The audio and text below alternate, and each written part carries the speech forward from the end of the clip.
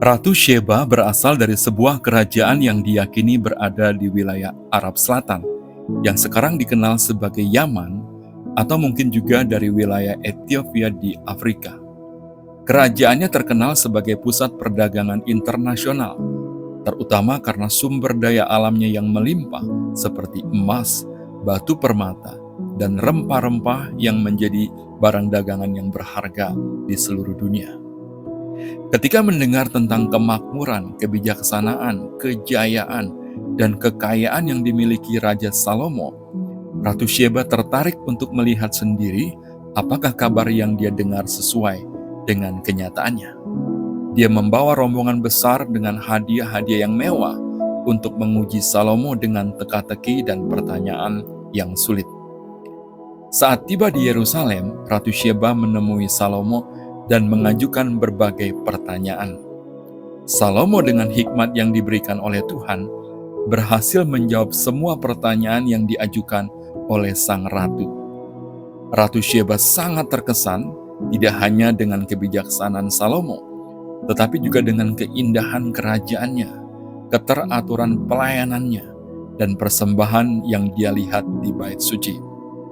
Ratu Sheba mengakui bahwa apa yang dia dengar di negerinya sendiri tentang Salomo dan kerajaannya ternyata jauh di bawah kenyataan. Dia berkata, "Memang benar apa yang kudengar di negeriku tentang engkau dan tentang hikmatmu, tetapi aku tidak percaya perkataan-perkataan itu sebelum aku datang dan melihat dengan mataku sendiri.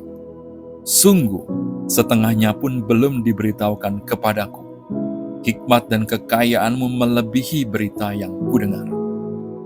Kekaguman Ratu Sheba terhadap Salomo akhirnya membuatnya memuji Allah Israel yang telah memberikan hikmat kepada Salomo dan memberkati bangsa Israel dengan raja yang bijaksana. Setelah memberikan hadiah-hadiah berlimpah kepada Salomo, Ratu Sheba kembali ke negerinya.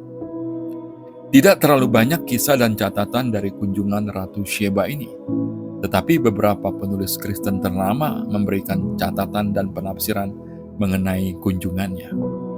Matthew Henry, penulis buku-buku tafsiran Alkitab klasik, berpendapat bahwa kisah Ratu Sheba bukan hanya tentang kebijaksanaan Salomo, tetapi juga merupakan gambaran orang-orang non-Israel yang datang kepada Tuhan mencari hikmatnya. Ia menyoroti bahwa Ratu Sheba adalah contoh orang non-Yahudi yang mengakui kebesaran Tuhan.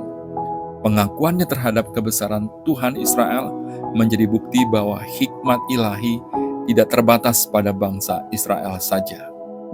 Sementara menurut Charles Spurgeon dalam salah satu khotbahnya, menggunakan kisah Ratu Sheba untuk menekankan betapa agungnya hikmat Tuhan yang tercermin dalam diri Salomo.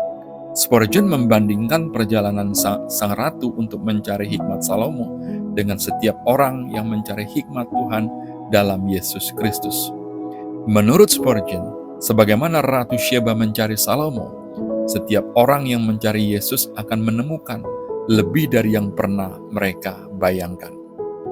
Lain lagi dengan John Wesley, pendiri gereja Metodis. Dalam tafsirannya, ia menekankan aspek penting dari kerendahan hati Ratu Sheba. Meskipun dia adalah penguasa dari negeri yang kaya, dia tidak sombong untuk belajar dari Salomo, raja yang bahkan lebih besar. Wesley mengajarkan bahwa orang-orang beriman harus memiliki kerendahan hati yang sama ketika mendekati kebijaksanaan Tuhan, dengan pengakuan bahwa hikmat Tuhan jauh melampaui pengetahuan manusia. Begitu juga dengan Matthew Paul, seorang teolog berkebangsaan Inggris, menyoroti bahwa kunjungan Ratu Sheba adalah tanda pengakuan dunia atas hikmat yang diberikan Tuhan kepada Salomo. Dia juga menunjukkan bahwa hadiah-hadiah yang diberikan Ratu Sheba kepada Salomo adalah simbol dari orang-orang non-Israel yang membawa kekayaan dan penghormatan kepada Tuhan, yang merupakan gambaran dari bangsa-bangsa yang suatu hari nanti akan datang kepada Tuhan Yesus, Sang Raja segala raja. Kisah kunjungan Ratu Sheba ini mengandung beberapa pelajaran rohani yang sangat penting. Pertama, pencarian hikmat Tuhan. Ratu Syeba melakukan perjalanan jauh untuk mencari hikmat yang diberikan Tuhan kepada Salomo. Ini mengajarkan kita untuk bersemangat dalam mencari hikmat Tuhan, meskipun harus melalui pengorbanan.